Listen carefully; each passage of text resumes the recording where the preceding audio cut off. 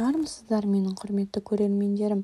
Сәуленің әңгімелері атты жаңадан ашылған қазақ каналын қолдаңыздар. Мен сіздерге қызықты оқиғалар желісімен аудио әңгімелер ұсынамын. Менің арнама жазылып, лайк басып, жақсы пікір қалдыруды ұмытпаңыздар.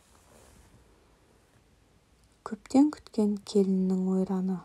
Сара, жолдасы Жақып екеуі ғылым адамдары.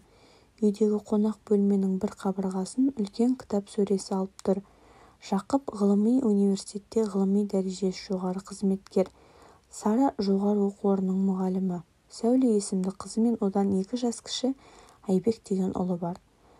Сараның жанын жегідей жеп жүргенде осы жалғыз ұлдың басындағы бітпейтін мәселе. Сәулені қойшы, өздері сияқты бір зиялы отбасына келін болған. 2-3 баласы бар, жағдайы жаман емес. Ал Айбек, ол десе қазақ жанын беруге әзір ғой. Айбек дүниеге келгенде Жақып пен Сараның қуанышында шек болмады. Жақсылық атаулыны жалғыз ұлдың басына үйіп төгу үшін ерлі-зайыптылар барын салды. Қанаттыға қақтырмай, тұмсықтарға шоқтырмай мәпелеп өсірді. Ел қиындық көрген 1990 жылдары нарық кезеңінде елдің баласы жамаулы киім киіп жүдеп жүргенде Айбектің қарны тоқ, көйлегі көк болды. Жақып пен Сара өздері аш қалса да үйдегі бар дәмдіні Айбектің аузына тосты. Сатылымға түскен сапалы киімді бірінші осы Айбекке әперетін. Айбек дегенде әсіресе Сара құрдай жорғалайды. Мектептегі оқудан тыс спорт, музыка үйірмелеріне жаздырып, өзі апарып жүрді. Жоғары сыныпқа көшкенде сыныптағы ұлдар мамасының баласы деп мазақтағанына қарамастан, Сара Айбекті еш жерге жалғыз жібермей, қайда барса да өбектеумен болды. Айбек мектепте жақсы оқыды. Сара Айбектің мұғалімдері ғана емес, үйірме жетекшілерін де балама жақсы қарасын деп әрдайым қонаққа шақырып, сыйлықтарын аямайтын. Анасының еңбегін Айбек ақтамады емес, шахматтан оқушылар арасындағы жарыстарға қатысып жеңімпаз атанды. Ғылыми конференцияларда көзге түсе білді. Қысқасы, оқушы кезінде қандай үздік шәкірт болса, студент атанғанда да сабақтан қалмайтын, мұғалім тапсырмасын мүлтіксіз орындайтын озық шәкірт ретінде танылды. Айбек университеттің соңғы курсына келгенде әкесі бір жас аспирант әйелмен көңіл қосты. Өмір бойы жалғыз ұлын өбектеп не өзіне, не күйеуінің төңірегіне мән бермей қараған Сара бармағын тістеп қала берді. Жақыпты қайтаруға талпынбады да, бұның жуастығын біліп алған жас әйел Жақыпты бір жолата меншіктеп алды десе де болғандай. Құрбылары Сараға қазір еркек атаулы өз әйелін менсінбей, белгілі бір жасқа келгенде жастау келіншекке тіпті балғын қыздарға көз салатын заман екенін білесің ғой. Бұл жаппай сәнге айналған үрдіс, күйеуіңе ренжіме деп ақыл айтты. Сара ренжіген жоқ әрине, өйткені бар ақыл-есі жалғыз ұлға ауған. Қайткенде Айбектің өмірі басқадан артық болады. Осы бала бақытты болу үшін тағы не істеу керек деген ойдың жетегінде өзін жалғыз ұлдың құрбанына айналдырған келіншек күйеуін тастап кеткеніне іштей уайымдағанымен сыртқа сыр бермеді. Жақып жас әйел алса да некелі жары Сара ғой, отбасынан бір жолата қол үзген жоқ. Туған туыстың жиын тойында анда-санда қатысып жүрді. Сара жоғары оқу орнын бітірген Айбекті әкесі жұмыс істейтін ғылыми институтқа орналастырды. Қолында дипломы бар, білікті маман болған кезінде де Айбек шеше қамқорлығынан ажырамады. Үйге келсе тамағы дайын, киімі үтіктеулі, тумасынан көбіне үндемейтін. Тапсырылған істі өз төзіммен атқара беретін. Жуас Айбектің сырлас досы да жоқ еді. Көзін ашқалы сырлас досы да жоқ еді. Көзін ашқалы көргені шешесі, ақыл айтатын досы да, қандай да бір қиындықтың жақындағанын білсе, өбектеп қорғаштайтын қамқоршысы да анасы. Сөйтіп жүргенде уақыттың қалай өткені білінбей Айбек 30-ға келді. Төңіректегі таныстардың ұл-қыздары отау көтеріп, балалы-шағалы болып жатыр. Айбек болса, сопа басы сопиған күйі. Ешқашан қызбен қыдырмақ түгілі бетіне қарап сөйлеп көрмеген Айбектің ұяң мінезін білетін таныстары келін болар қызды өздері табуға кірісті. Бірақ Айбек кім қандай керемет қызбен таныстырам десе де ат-тонын ала қашатын. Атаның қартаяды, қасында әйелің болмаса, Ер адамға жалғыз қалу қиын. Жасы 60-қа келген әке-шешеңе немере сыйлайтын жасқа келдің ғой деген үлкендердің сөзі де Айбекке серпін бермеді. Айбектің жасы 35-ке келді. Сара мен Жақыптың туған туыс-дос жараны талай рет өнегелі отбасынан шыққан тәрбиелі қызбен таныстыруға талпынды. Бірақ Айбектің біресе сөзі жараспай, біресе бойжеткенмен кездесуге құлқы болмай үйлену мәселесі кейінге қала берді. Сөйтіп жүргенде Сәуленің қайын жұртынан біреу Баян деген бойжеткен бар дегенді айтып қалды. Жұрттың үйлен деген сөзі шаршатқан болар, әлде Баянмен некесі баянды болады ма деген сұрақ төңірегінде ойлануға шамасы жетпеді ме, әлде басқалай нәрсе түрткі болды ма? Әйтеуір осы қызға Айбек үйленетін болды. Екеуі еш қыдырмастан шаңырақ көтеру мәселесі әп-сәтте шешіле қалғанына жұрт аң-таң. Баян дәрігер екен, қаладағы жекеменшік емхананың бірінде жұмыс істейді. Сараның құрбылары емделуге барғанда қыз ұнап, баласын алып берген ғой деп шешті. Бірақ бұл қызды Сараның таңдамағаны айқын еді. Қыз балаға ұқсамайтын дөңкиген денесі, сөйлегенде шәңкілдеп шығатын даусы, қарқылдаған күлкісі мейірімді дәрігерге еш келмейді. Сара ұзын бойлы, момында тұйық мінез Айбекке Баянды тең көрмеді. Бірақ 35-ке келгенде бұйыртып тұрғаны осы шығар. Мейлі, келісім берейік, келін болған соң жағымсыз әрекеттері басылып түзелетін шығар деген үмітпен Сара ұлының Баянның үйленуіне келісім берді. Ана жүрегі сезген екен, келін кесапатты боп шықты. Әйел затына тән ибалықтан жұрдай, біреудің алдындағы асын тартып жер арсыздығы той күнақ жұртқа жария болды. Жалғыз ұл болған соң әке-шешесі Айбектің тойын елдікінен кем қылмайтындай жарқыратып өткізуге барын салған еді. Жылдар бойы жинаған қаржысын да осы тойға аямай жұмсады. Онысы желге ұшқандай болды. Баян той үстінде елдің көзінше Айбекті құшақтап ерінен сүйіп алды. Тойдың соңына дейін бірнеше рет бетінен сүйгенде ел таң қалыспен қараған. Баян Айбекке ғашықпын, ешкімге бермеймін деген сөзді тойдан кейін де ата-енесінің көзінше де жиі айтып жүрді.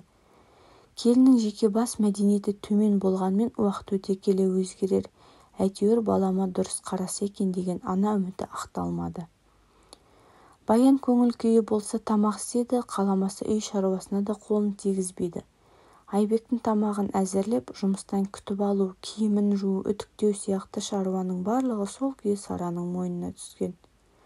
Ол ма? Баян тамақты көп ішеді екен. Дүкеннен азық-түлік тасу да ененің мойнында. Баянға әй дейтін әже, қой дейтін қожа жоқ. Қалаған күні төркініне кетіп қалады. Қала шетіндегі әке-шешесінің үйіне Айбекті шақыртып алады. Біресе шешесінің қасында, біресе әйелінің төркініне түнеп, екі ортада Айбек жүр. Бірте-бірте келіннің беті ашыла берді. Төркініне үйге келген сайын Сараға тиіседі. Үйіңізді Айбектің емес менің атыма аудармайсыз ба? Дейме, балаңыз менен ешқайда кете алмайды, мәңгі біргеміз дейме, орынсыз сөзі көп. Екі көзі Сараның екеуі кеңес кезінде алған 2 бөлмелі пәтерде. Оқу білімнен басқаны білмейтін жуас отбасыға келіннің салған ойраны аз емес. Келін боп түскен күн-ақ үйдегі қабырғаға толы кітапты макулатураға өткізуде талап етті. Кітаптың неге керегі бар интернет тұрғанда, үйде артық орын алады деп келіні құлақ етін жей берген соң Сара айтқанын орындады. Қап, кітапты кітапханаларға тегін берді. Бұрын мамыражай боп келген отбасында күнде ұрысты бастайтын келін. Енесін жағынан түртпектеп, орынсыз сылтаумен жүйкесін жейді. Міне Айбек пен Баянның үйленгеніне 3 ай өтті. Бұрынғы аққұба Сараның бетін әжім басты. Көзінің алды ұйқысыздықтан көгеріп жүр. Баласының ертеңін ойлайды. Мынандай әйелмен ұзаққа бармасы анық. Не келін боп ата-енеге жақпайды, не әйел боп ерінің көңілін таппайды. Үйде көбіне сөйлейтін де осы Баян. Айбек неге ана бір туыстың ірі компаниясында істейтін ұлы сияқты айына $5,000 таппайды, айына әкелетін 100,000 теңге ғана дегенді жиі айтады. Көкіреген тескені ақша, дүние мүлік. Төркіні де парасат әлемнен алыс екен.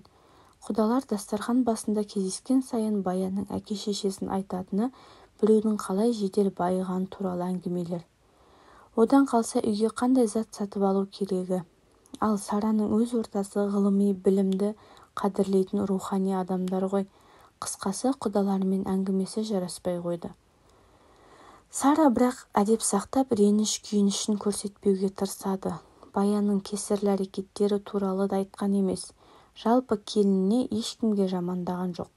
Көрген жұрт өздері сөз қылмаса. 3 айдың ішінде Баян енесінің жүйкесін жеп, туған-туыстың арасына да іріткі салды. Туыстар арасындағы ұрыс-керістен Сара психологиялық күйзеліске ұшырап, дәрігерге көрінуге мәжбүр болды. Момын жанұяға кездескен-ай, келін емес кесел ғой, десті жұрт.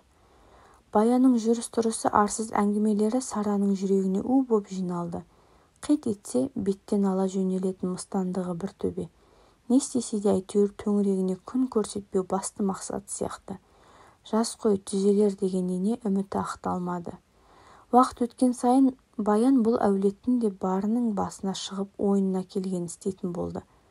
Бірде келіні үйге түнемей 2 күн бойы хабарласпай, 3-ші күні оралғанда Сара қайда жүргенін сұрады. Ал не істейсіз, бастығыммен ұйықтадым деп бажита қалды. Осындай сұмдық сөзді естігенге дейін шыдамдылық танытқанына Сара өкінді. Бітті, мына пәледен баланы ажырату керек. Бәсе, күйеуге шықпай жатып-ақ бет ашылған емес пе еді деп ойлап, рас екен ғой, деп түйді. Ойын баласын айтып еді, Айбек те ажырасуды ойлап жүр екен. Дереу сотқа ажырасуға өтініш беретінін айтты. Ендеше бұл үйленгеннен 3 айда үйдің берекесі кетті емес пе?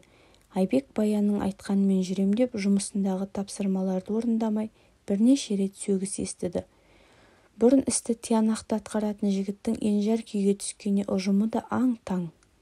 Сара болса Баян сөйлемесінші, сол риза болсыншы деп банкке жинаған азғантай ақшасына қымбат дүкендерден азық-түлік тасимын деп жүріп, қаржылық жағынан тоқырағаны былай тұрсын, келіннің кербақ әрекетінен жаны да жүдеп бітті. Бұл 3 айда не көрмеді бұлар? Енесінің екеуін ажыратуға ниетті екенін білген Баян, Айбекті уысында ұстау үшін білікті бір топ жігітті жалдап, қоқан-лоқы көрсеткені бар. Оқиға былай болып еді. Университеттен шығып көшеге шыға бергенде, Айбекті бір топ жігіт қоршап алды. Сен біздің қарындасымызбен ажыраспақ екенсің ғой, көрсетеміз ажырасуды саған деп күжеткен біреуі Айбектің тұмсығына жұдырықпен бір қойды. Өмірінде ешкіммен қақтығысып көрмеген Айбек не болғанын түсінбеген күйі шалқалап барып жерге құлады. Университеттің күзетшісі көріп қалып, жедел жәрдем шақырды. Әйтеуір соққы қатты тимеген екен. Дәрігерлер тексерген соң Айбекті үйге жіберді. Осы оқиғадан кейін Сара ұлының өмірі үшін тіптен қауіптене бастады. Айбек екеуі Баянға ажырасу туралы айтқанда келін айқайға басқан. Әдеттегі ащы даусымен небір былапыт сөздерді жаудырды. Сараны да екі ортада жүрген Айбекті де аямай балағаттады. Мен босқа ажыраспаймын, алдымен үйді менің атыма аударасыз деп талабын төтесінен қойды Баян.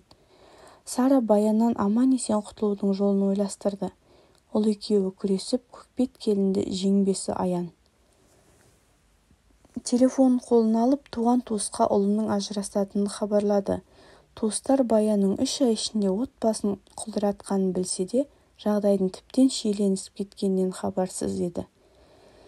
Сара көз жасына ерік берген күйі Болат деген үлкен ағасына да хабарласты. Келіні ажыраспаймын деп қасарысып отырғанын, сол үшін небір құйтырқы амалдарға барып, тіпті Айбекті бұзақыларға ұрғызғанын жеткізді. Қорықпа, туыстар жиналып аждахаға айналған келіннен құтқарамыз. Жап-жас боп алып, отбасын үрейде ұстаған не деген мыстан еді, деді Болат. Бұл ағасы мінезді адуын деді. Айбектің әйелімен ажырасу туралы сот процесіне өзі араласты. Баянның туыстарын шақырып, қызы келін боп түскелі істеген теріс әрекеттерін жіпке тізгендей айтып, арсыздығын бетіне басты. Баян өз қарнын тойдырып, қымбат әшекейлер сатып алып, сәнді киінгеннен басқа түк бітірмегенін жеткізді. Бұндай текетіреспен 2 жастың отбасы болып тұруы мүмкін емес деп кесіп айтты. Үйленгендеріне 4 ай болған күні Баян төркініне біржолата кетті. кеткен келін оралмасын, қайдан ғана кезігіп еді сол пәле деп есін жинай алмай сара отыр.